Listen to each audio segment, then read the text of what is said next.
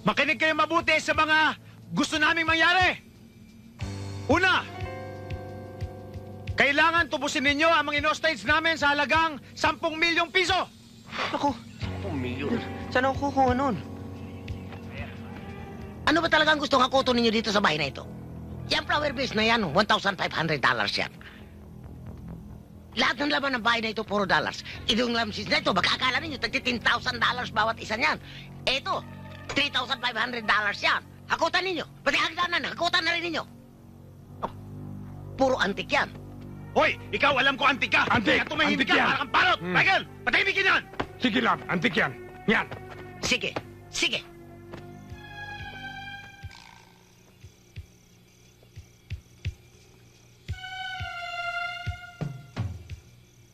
Bilisan mo!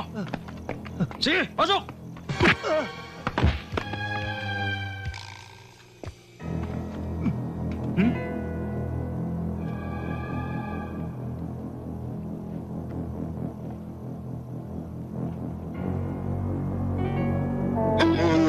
Oh, hoy!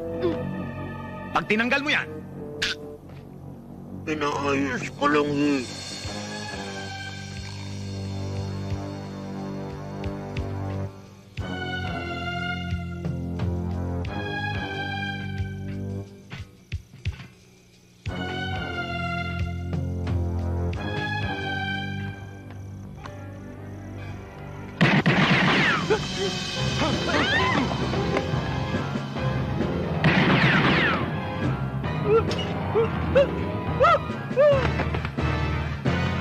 Eric, ano? Boss, bitaw sa bakod.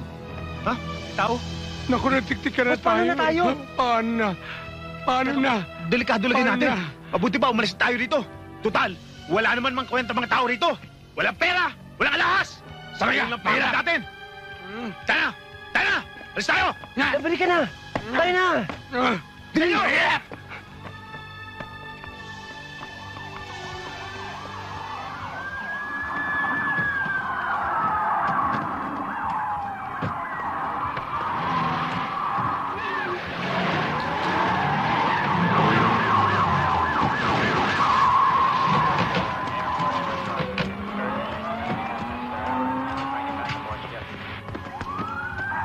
Ano mangyari sa kanila? Lenky! Oh, mas. Pare, thank you. Oh, Bilis! Bilis! Hoy, saan pupunta? Eric! Upo! Upo! Ulat! boss! Ano gagawin natin? May mga pulis! Ano ba? Di, Mate! tuloyin natin yung hostage sa mga ito. Mate, Diyos ko. Paano na kami ni Love ko pag nakulong Hoy, tayo? tigilan mo yung kalalablab mo, ha? Teka muna, Mate. Manaisip ako. Ano yun? Magandang idea. Ano yung magandang idea mo, ha? Sabi mo, ano? Kapag nakulong tayo, ibibenta natin ating istorya sa mga film producers. Maraming Film producer? maging interesado. Oh, tapos? Milyones ang kikitain natin. Milyon? May TV rights, may cable rights. Ha! Kailangan natin ng exposure, Mother. Kaya mag-interview tayo sa TV, Mother. TV? Pa-interview sa Oo TV? nga. Hindi pa, Mother. Hi. Interview? Ako si Captain Carion. Napapaligiran namin kayo. Ano ba problema nyo? Pag-usapan natin ito na maayos. Sige. Kung gusto niyo maayos na usapan, makinig kayo mabuti sa mga gusto naming mangyari. Una, kailangan tubusin ninyo ang mga in-hostage namin sa halagang 10 milyong piso. Naku, 10 milyon. Saan ako kukuha nun? Pangalawa, magpadala kayo dito ng helicopter para masasakyan namin. Ayan. Baka makatulong to. Yan lang.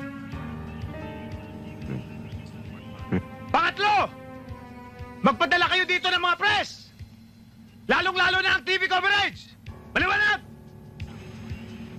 Showbiz! Sige.